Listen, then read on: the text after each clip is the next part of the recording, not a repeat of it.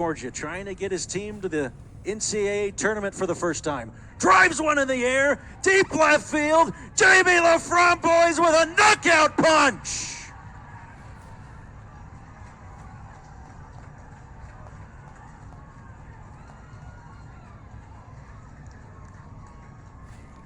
Two flies to Spanier. That ball's hit in the air and hit well. Deep center field. That ball is gone!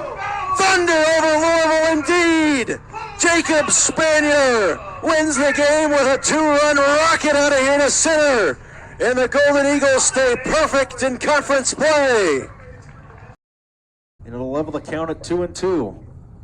Clark tries again. Pitch on the way, swinging a towering fly ball. Deep left field. This one's got a chance. It is gone!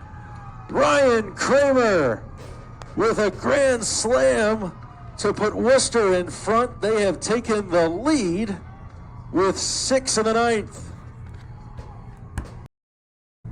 There goes the runner. Pitch on the way. Swing and a miss. He struck him out. Blew a fastball by him on the top shelf.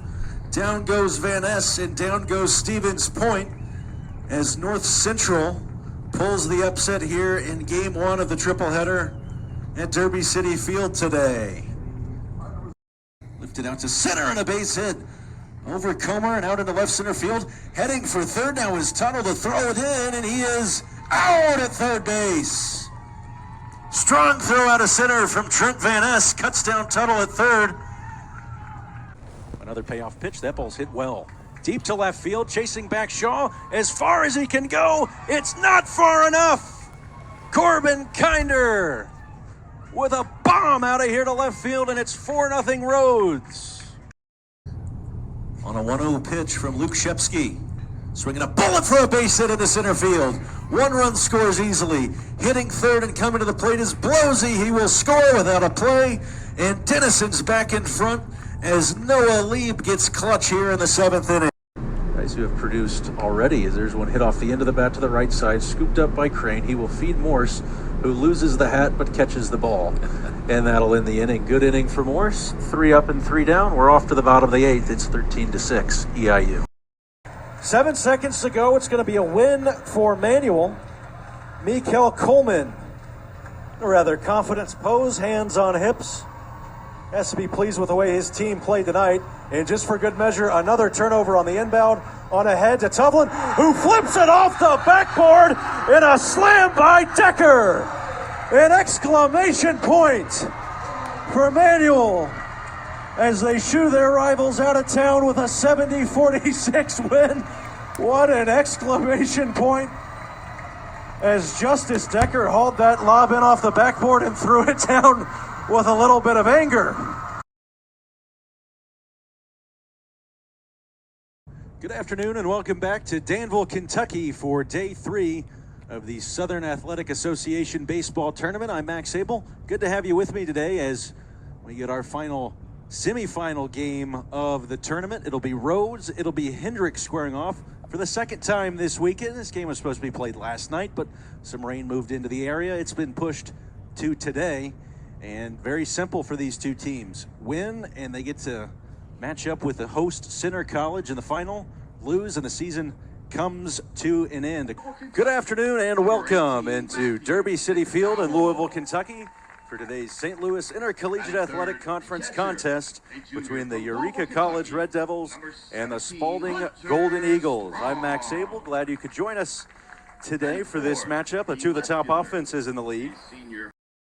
This is SportsCenter. Good morning, I'm Max Abel. The SportsCenter update is brought to you by Twin Peaks. Eats, drinks, scenic views.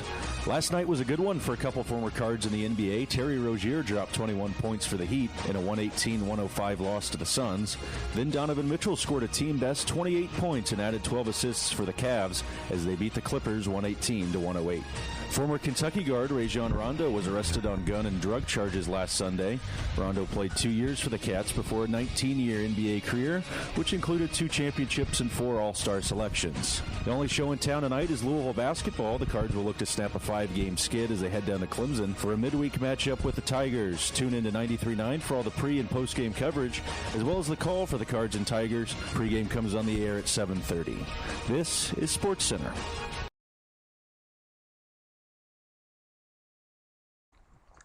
Drake Job set to lead off the top of the 7th. 2-2 game. First pitch from Harrison Cowdrey. In for a strike, 0-1. New life for Cowdrey. Game all squared away at 2. Right-hander ready to deal. 0-1 is low. 1 ball, 1 strike.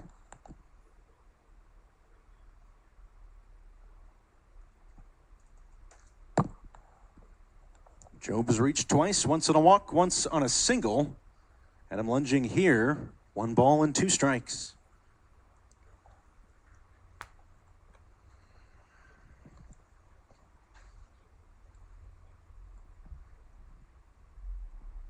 One, 2. Cowdrey turns it loose. Couldn't get him to chase that breaking ball down and away. Good idea. But the count even, 2-2.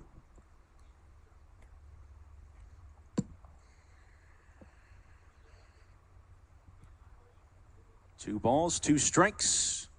Job takes ball 3.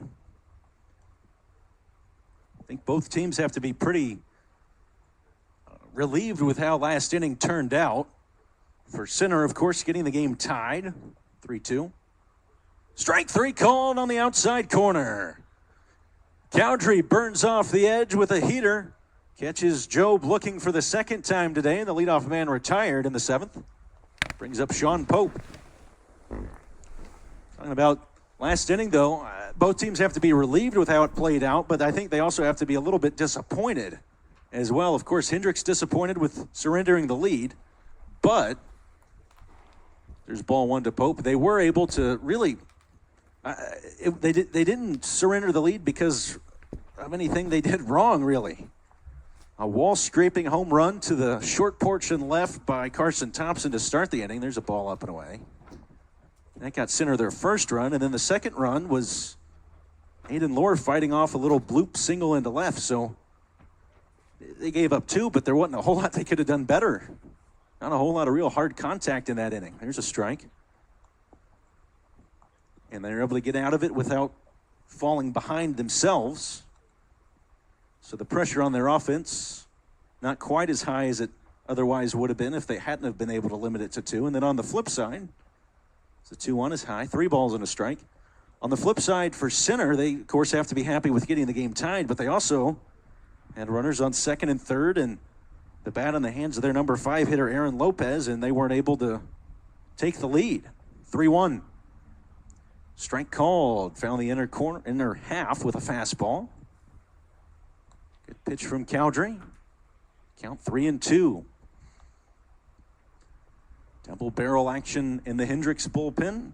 Righty up and throwing for Center. Payoff pitch. Pope swings and misses for strike 3. Swung through a hook. Second strikeout of the inning for Cowdrey. 6th overall. And the bat in the hands of Owen Shaw as Harrison Cowdrey tries to come up with a big shutdown inning here in the 7th.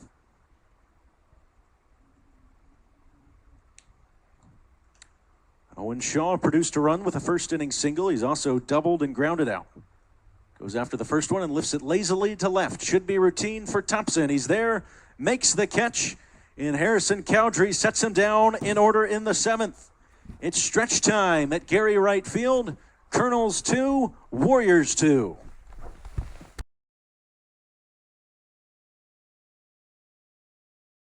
We welcome you back here to Butch Charmoli Gymnasium. Max Abel, Morgan Schmidt here with you. Male and Manuel. It is Manuel by 15 as we start the second half. It'll be Manuel moving now from our left to right as Sheen now scoops it up, swings it down to Coleman on a good backdoor cut. He lays it up and in. He just beat Gainey to the basket, and a good lead pass there from Sheen. And a quick start for Manuel. They push the lead to 17, the largest it's been all night. Here is Hall swinging it to Gassaway, now to the far side in Gainey. Straight away now, it's scooped in by Edelin. Working on Decker, moves to his right, but cut off by Decker.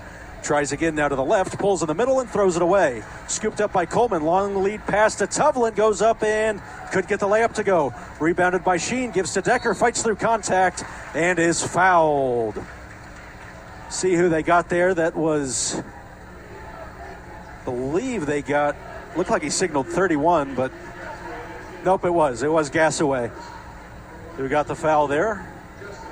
Great first possession off with Manuel. It was a great play call by Mikel Coleman. And you saw Mail, they came down, they tried to get Edlin to get a three, and he couldn't handle the pressure and eventually threw away the ball.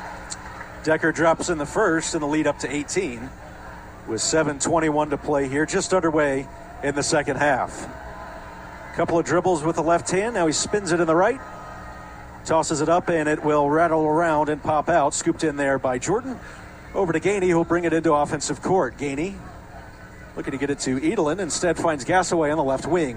Gassaway to the block now in Jordan. Jordan working on Sheen. Goes up and couldn't get the shot to go, but he walked. He took one too many steps, and the official on the far side popped in for traveling. And another turnover for Mail, and just about the last thing that the Bulldogs were looking for out of the break.